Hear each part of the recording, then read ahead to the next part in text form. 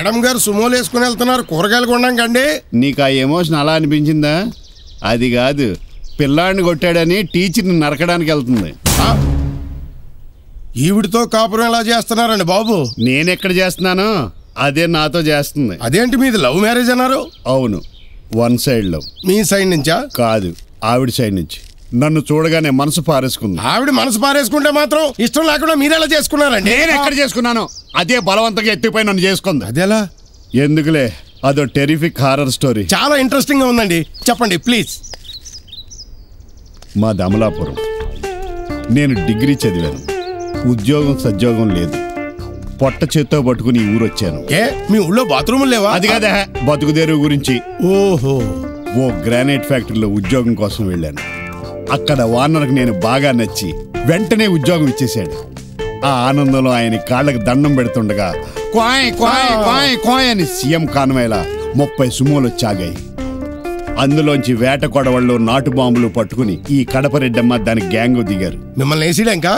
కాదు, నాకు ఉద్యోగం ఇచ్చిన ఆ పెద్ద మనిషిని వేసేయడానికి.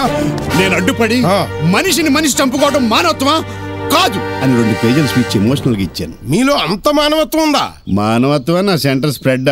వాడిని చంపేస్తే నా ఉద్యోగం ఎక్కడ పోద్దా అనే భయంతో తెగించి వాగేశానంతే. ఆవిడ డెసిషన్ మార్చేసుకుందా? తను పెద్ద మనిషి అయి పైటేశాక ఈ సీమలో తను ఎదిరించిన మగాడిని మొట్టమొదటిసారి చూసిందట. ఎవరో మగాడు? నేనేనే. ఓ, తర్వాత ఆ పెద్ద మనిషిని వదిలేసి డైరెక్ట్ గా నా ముందుకొచ్చి కళ్ళల్లో కళ్ళు పెట్టి చూస్తూ నాకు నచ్చినావురా మగాడా, ఐ లవ్ యూ అంద. నువ్వే ఎంత షాక్ అయితే నేనెంత షాక్ తినుంటానో ఆలోచించు. మీరెందుకు ఒప్పుకున్నారండి? నేను ఎందుకు ఒప్పుకుంటాను? సారీ అన్నా అంతే. నా నెత్తి మీద బలంగా ఓ పిడుగుద్దు పడ్డ గుర్తుంది. కళ్ళు తెరిచి చూసేసరికి వద్దులే, సాటి మగాడి ముందు విప్పి చెప్పుకోవడానికి నాకే సిగ్గు. పర్వాలేదు చెప్పండి, నేను మిమ్మల్ని నా దృష్టితో చూడడం లేదు. ఏం చెప్పమంటావు నా బూడిద?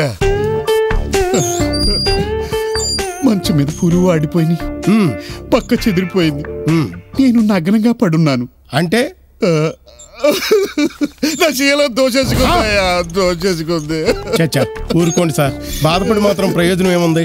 పోయిన శీలం రివర్స్ రాదు. ఆ తర్వాత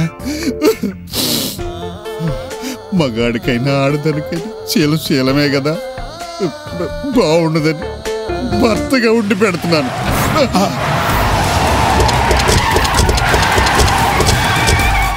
గుమస్తా గారు, అమ్మా, ఎవరైనా నా బిడ్డ మీద చేయి చేసుకుంటే ఈ చేతికి పట్టిన గతే ఆ చేతికి పడుతుందని ఈ చెయ్యి చూపించి ఊరంతా చాటింపేయించండి.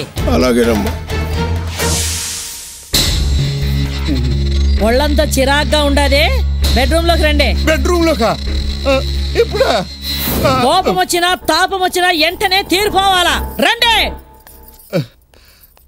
ఏమండి, సరసానికి రమ్మంటే నీరసపడతారండి, వెళ్ళండి. దాని సరసం గురించి నీకేం తెలుసురా బాబు? లోపలికి వెళ్తే బీభత్సమే.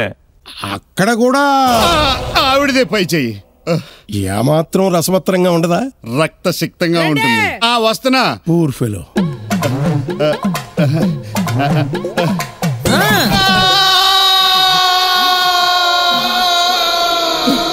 ఇక్కడున్నారా?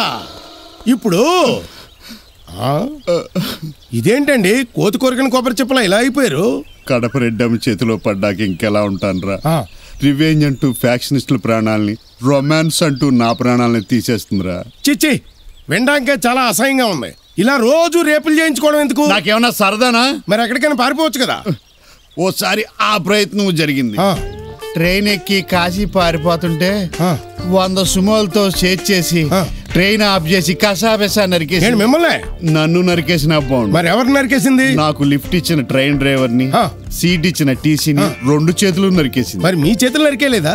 నేను మొగుండి కదా, అందుకనే కనికరించి వదిలేసింది. ఓ, మళ్ళీ నరకంలో తీసుకొచ్చింది. So sad. ఆత్మహత్య చేసుకు చచ్చిపోదాం అనుకున్నాను, కానీ జీవితంలో నాకు ఒక కోరిక ఉంది.